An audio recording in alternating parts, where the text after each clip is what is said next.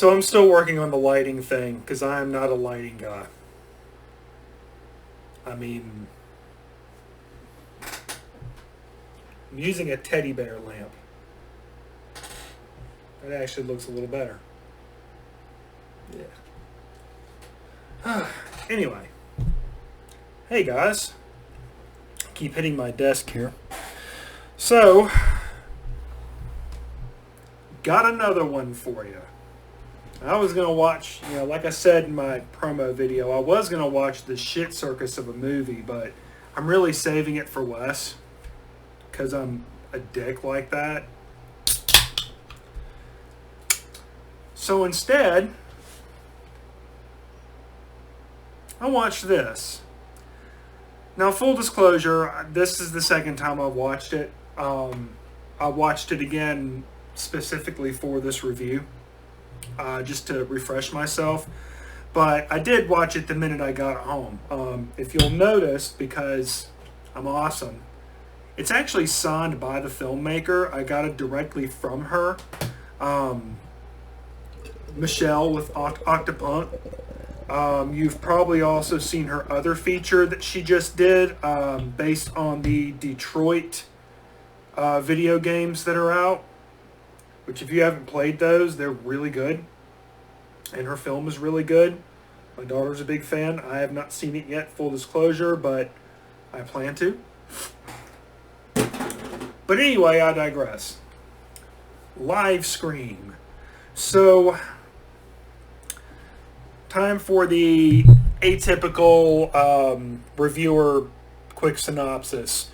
The film opens with Scott.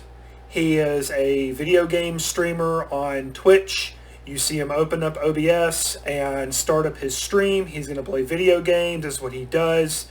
If you watch Twitch or YouTube or anything like that, it's nothing you've never seen before.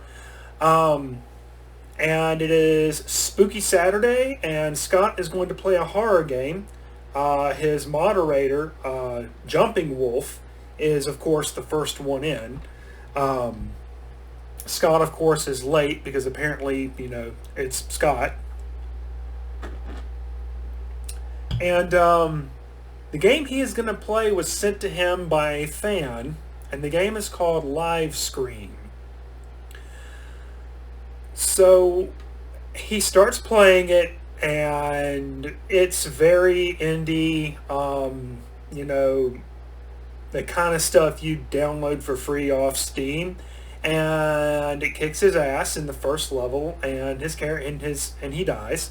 He loses one of his lives, and so does one of his followers. And he very quickly figures out that if he dies in the game, every time he dies in the game, a follower does. So, and I'll just kind of leave right there. I don't want to synopsize the whole thing. He's got like 200 some odd followers. You hear from probably 20 of them in the chat, in the first part of the movie, in the first act.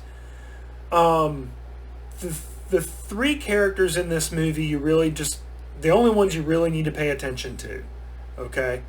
Because you're going to be with them through the film, is Scott, he's the gamer, Jumping Wolf, his mod, and then this troll that comes in like around the halfway point named Johnny Dope, who he gets on, he insults the guy and verbally, textually abuses him, I guess. Ooh, that sounded dirty. And he ends up getting roped in because Scott has been informed by this game that if he logs out, he's going to die. All of his followers will die with him. If he loses, his followers die. Yeah. And nobody can log out. Johnny Dope tries to log out. It's crazy. So, first thing I want to cover is the game itself. I was actually really impressed.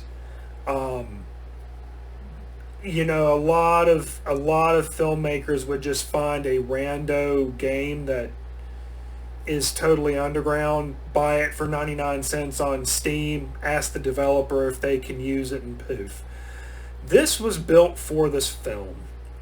Now, whether he was actually playing it or not for the film, don't know, don't care, not important. It comes off, and he plays it so well, his part so well, that you can't tell whether or not he's actually playing or if it's pre-scripted video. I mean, it moves quite well. The thing, if I was going to say anything negative about this film, I mean, it's a niche film. If you aren't familiar with streaming and Twitch and how all that works, then when this movie first boots up, you're going to be lost. You're not going to understand what the hell's going on. It's this guy on Facebook Live, for us old people. But at the same time, it doesn't alienate the mainstream audiences, the people who don't watch live streams. I don't watch live streamers. I should. I have friends who are live streamers, and I've been getting into it. But, it's... For me, seeing this, just because I'm familiar with the community, I was able to stick with it. Some people who don't game at all may be a little lost. But if they can stick with it through the beginning of the second act to the beginning of the second act, they're in for a ride. I mean, it really is a creepy story, and it's told really well. I will say that it's definitely not movie theater-esque material, and it's not really meant for that. It harkens more to, like when we were kids, the show Are You Afraid of the Dark? So imagine Are You Afraid of the Dark, but rated R. It's in the vein of that. It looks like an episode of Tales from the Crypt or Tales from the Dark Side, something like that. That's the it's not a this weekend only at Manchester Cinemas. It's not that would, I'm not going to say it's giving it too much credit, because it's not. I mean, it's a fantastic film. This is more something like it's midnight, you turn on TV because you need something to watch, back when people had cable, and this little film called Livescream is on, and you're saying, screw it, I can't sleep, I'll just watch it, and it scares the shit out of you. And I'm really doing everything I can to not spoil it, because, there's a lot to talk about with this film. I can say that the ending really does kick you in the stomach. It hammers it home really well. Really catches you off guard. I was not expecting that shit.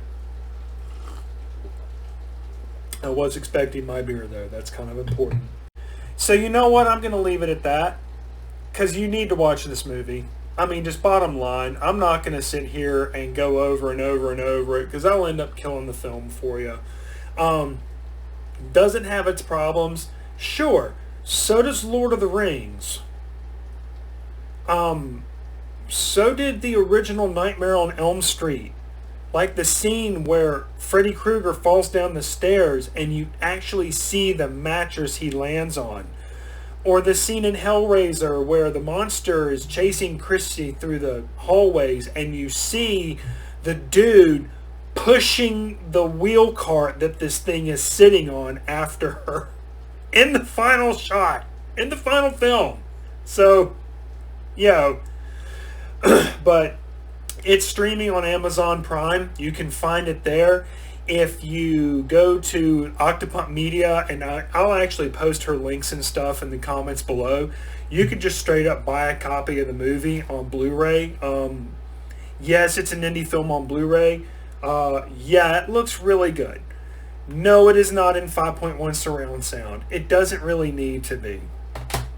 It's a fucking streamer.